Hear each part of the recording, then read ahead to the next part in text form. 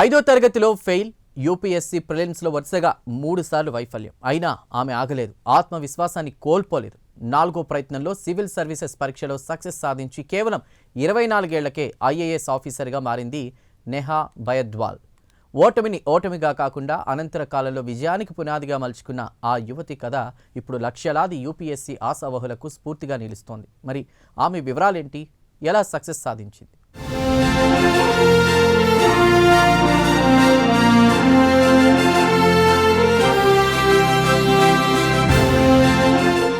సక్సెస్కు కొలమానమంతూ లేదు. టాప్ లెవెల్లోకి వెళ్లడమే కొందరు సక్సెస్గా భావిస్తారు. కానీ కొందరు అనుభవజ్ఞులు మాత్రం మానవ ప్రయత్నాలను విడవకుండా కొనసాగించడమే సక్సెస్ అంటారు. ఆ ప్రయత్నమే టాప్ లెవెల్కు తీసుకెళ్లే సక్సెస్ఫుల్ పర్సనాలిటీగా నిలబెడుతుందని చెబుతారు. ఇలాంటి ఓ క్యారెక్టర్ యూపీఎస్సీ ఆశాబహులకు ఇప్పుడు స్ఫూర్తిదాయకంగా నిలుస్తోంది. రాజస్థాన్లోని జైపూర్లో పుట్టిన నేహా ఇన్కమ్ ట్యాక్స్లో పనిచేసే తండ్రి ఉద్యోగ బదిలీల కారణంగా బాల్యమంతా ఒక ఊరు నుంచి మరో ఊరుకు మారుతూ వచ్చింది. దీంతో ఆమె చదువు చిన్నప్పటి నుంచే ఇబ్బందికరంగా మారింది. జైపూర్, భోపాల్, బిలాస్పూర్, కోర్బా, రాయ్పూర్ ఇలా తండ్రికి బదిలీ అయినప్పుడల్లా ఊళ్ళు మారుతూ అనేక నగరాలు చదువుకోవాల్సి వచ్చింది.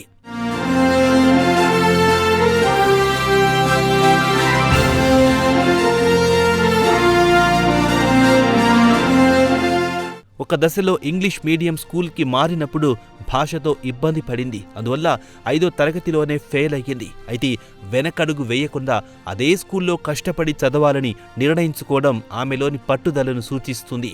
అలా నెమ్మదిగా ఆత్మవిశ్వాసాన్ని పెంచుకున్న నేహా చదువులో రాణించి క్రమంగా యూనివర్సిటీ టాపర్గా నిలిచింది. కుటుంబ ప్రోత్సాహంతో సివిల్ సర్వీసెస్ వైపు అడుగులు వేసింది. కానీ మొదటి 2 ప్రయత్నాల్లోనే ప్రిలిమ్స్ని దాటలేకపోయింది. 3వ ప్రయత్నంలో ప్రిలిమ్స్ క్లియర్ చేసినా మెయిన్స్లో వెనకపడింది. ఈ దశలో చాలామంది ఆశలు వదులుకుంటారు. కానీ నేహా ప్రతి వైఫల్యాన్ని తన బలహీనతలను గుర్తించే అవకాశంగా చూస్తూ వచ్చింది కాబట్టి ఈ వైఫల్యాన్ని కూడా మరో సక్సెస్కు మెట్టుగా భావించింది.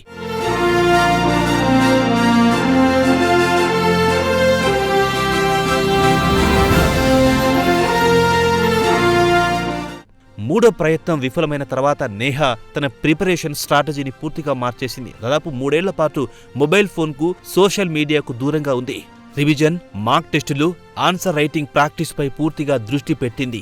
ఆసక్తికరమైన విషయమేమిటంటే ఆమె తమ్ముడు స్టాప్ వాచ్ సాయంతో సమయ నిబంధనలతో ఆన్సర్లను రాయించి ఆమె టైం మేనేజ్మెంట్ను మెరుగుపరిచాడు. నేహా మెయిన్స్ పరీక్షకు అటెండ్ అవ్వడానికి ఇది కీలకమైన స్కిల్గా మారింది.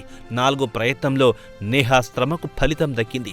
సివిల్ సర్వీసెస్ ఎగ్జామ్లో ఆల్ ఇండియా ర్యాంక్ సాధించింది. కేవలం 24 ఏళ్ల వయస్సులోనే ఐఏఎస్ ఆఫీసర్గా ఎంపికయ్యింది.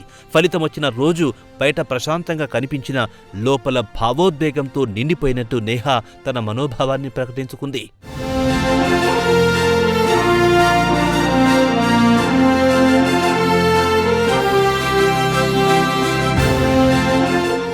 ఉత్తరప్రదేశ్లోని చీఫ్ డెవలప్మెంట్ ఆఫీసర్ సీడీఓగా బాధ్యతలు నిర్వహిస్తున్న నేహా యూపీఎస్సీ ఆశావహులకు ఓ విషయం స్పష్టంగా చెబుతుంటుంది. విజయం అనేది ఎన్ని గంటలు చదివాం అనే దానిపై కాదు, ఆ సమయాన్ని ఎంత సమర్థవంతంగా వినియోగించుకున్నామన్న దానిపైనే ఆధారపడి ఉంటుందని చెబుతుంది.